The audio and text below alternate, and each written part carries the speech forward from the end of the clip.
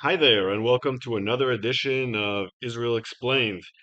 And before we get started, let's tackle the elephant in the room, the return of the bodies of four dead hostages, one of which has been identified as Oded Lifshitz, and the other three, almost definitely the Bibas family, have not been identified yet.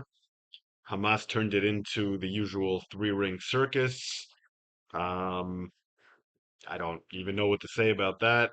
The good news is that within 24 hours, we will have six hostages back to Israel. So at least there's something good to look forward to. But that's not the main thing that I want to talk about today. That's very tragic. I don't have too much to add about it, except for, I hope it doesn't lead to an escalation that will torpedo the release of the rest of the hostages.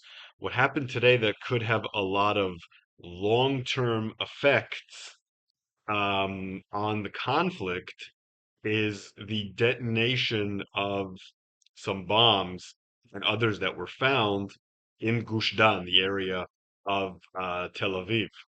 So the Tel Aviv district police chief, Chaim Sargarov, said that five identical explosive devices were either detonated or disabled this evening. They were scheduled to go off on Friday morning, which is, as anyone who's ever traveled in Israeli public transport knows, the busiest time because that's when soldiers are coming back for the weekend and so on and so forth. People going to spend Shabbat with their families, etc. So there's a lot more movement during that time. And traditionally, that's been a time that Hamas has tried to blow up buses. Now, each one of these devices had 5 kilograms of explosives in them. And the fact that they had 5 kilograms and that they're identical has some strong implications. First, 5 kilograms is similar to the kinds of explosives that killed a lot of people in the Second Intifada. Some of them were more, some of them were less. But for example, I looked up the amount of explosives that were in different attacks.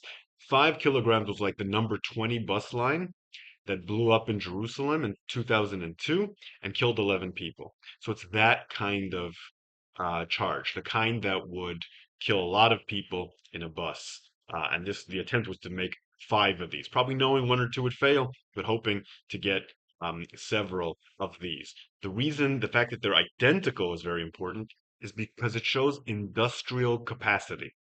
The Shabak, Shin Bet, has been warning for quite a while that Hamas is developing the capability to mass produce explosives, kind of an assembly line thing, like they were able to in the Second Intifada and like they've been unable to in the interceding years. So it looks like between 2007, say, and 2021 or 2, Hamas didn't have these capabilities at all. A lot of that is because Israel and the PA were preventing that. Some of it is because people were deterred and not a lot of people were joining Hamas and so on and so forth. But now that's changed. We'll talk about why that's changed, but it's changed and there's no going back or hard to imagine going back. It seems that now that this has happened, more attacks like this will happen.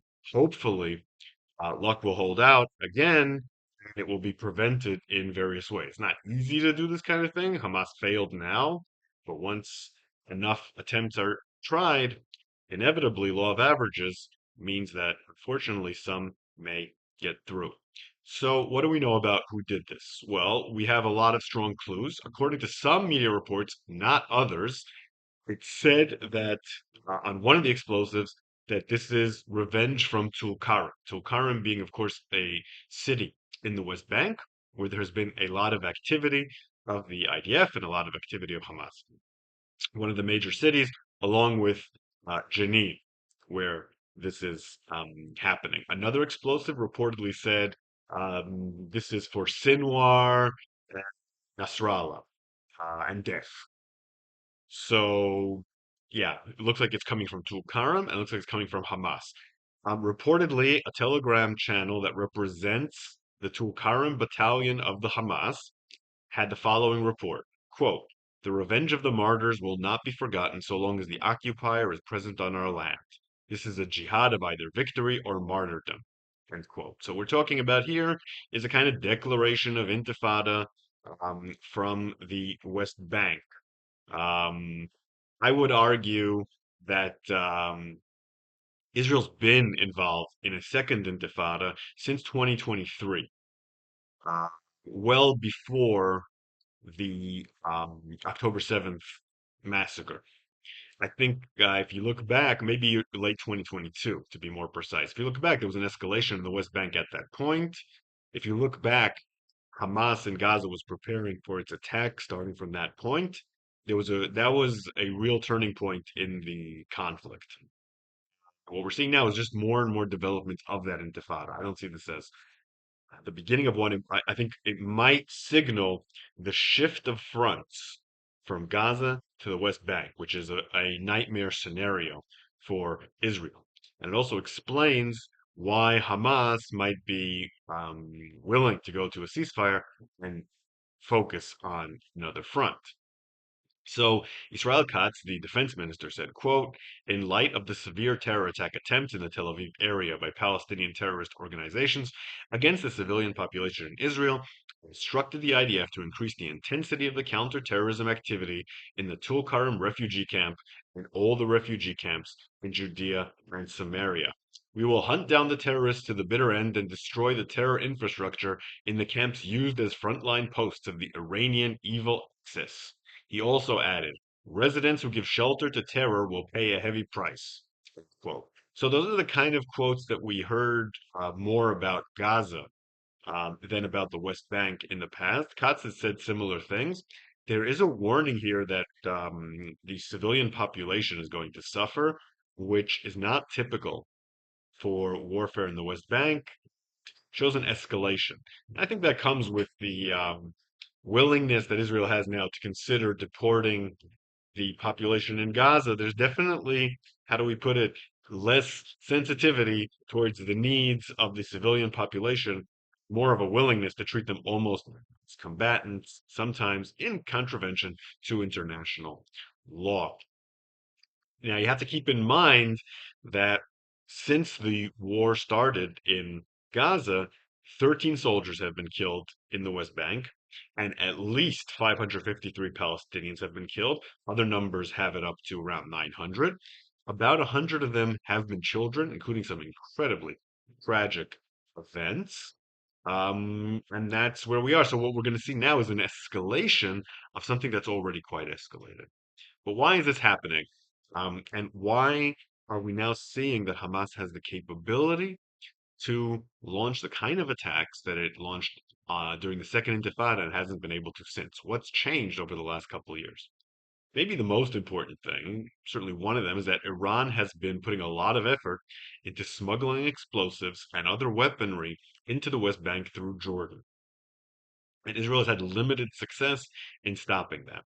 Second, the war in Gaza has outraged people in the West Bank and provided volunteers. But maybe more importantly, from the perspective of the West Bank, there's been repeated raids by the IDF and settler attacks on various Palestinian villages, which has also served to radicalize the population. The population in the West Bank is a lot more pro-Hamas than the one in Gaza because they've suffered a lot of the same indignities, but they haven't suffered the same consequences. So therefore, they're more extreme. And then there's also a final thing. It's been 20 years since the Second Intifada, so there's a whole generation that doesn't know anything about the Second Intifada except for the stories, hasn't experienced it, doesn't know the price of these kinds of intifadas, and hasn't been deterred by Israeli arms. So Israel bought deterrence in the West Bank at a very heavy price, with Operation Defensive Shield, but that has expired, as deterrence tends to do. So that's what we're seeing right now. Meanwhile, the ceasefire in Gaza is supposed to go from its first phase to its second phase in a week. But, of course, talks haven't really started about the second phase. Under intense American pressure, they've started now. And so a senior Israeli source told Channel 12, quote, it's hard to believe there will be an agreement within a week about such serious diplomatic issues. But in the meantime, we're working as hard as we can on the dynamic of releasing the hostages and a ceasefire. All sides understand the interest in doing so, and they will likely try to make Hamas understand it too. So a second phase seems unlikely. It's certainly in the time frame. Israel is going to try to extend the first phase and get more hostages out, but I don't really see why Hamas would agree to that unless they're trying to play for time. They have some kind of plan for that.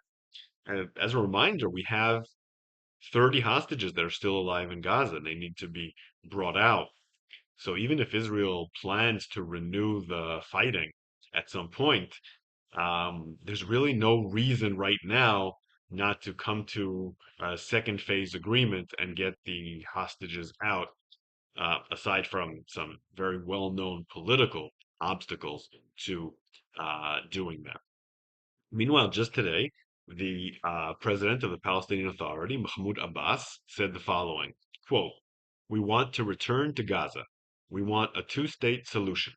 We want to hold presidential and parliamentary elections." So Abbas is coming out and saying very clearly that he wants a two-state solution with Israel, and perhaps instead of rushing into a third fully fledged intifada, ethnic cleansing in Gaza, and all that that entails, it might be worthwhile to sit down with Abbas and negotiate the possibility of peace. Just a thought. Okay, so if you like what I do here, consider supporting me on Patreon at Shael Media or on Substack at The Grand Scheme, which is my new blog. Also, listen to my History of the Land of Israel podcast. I just put out a new episode about um, the reforms of Hezekiah, and I'm going to work on an episode. I'm about to put out another episode in a few days about the war between the Assyrians and Judah, a war that led to the destruction of Judah and the exile of all the Israelites, or most of the Israelites, from the land of Israel. So you're going to want to check that out, and I'm going to see you here the next time something interesting happens.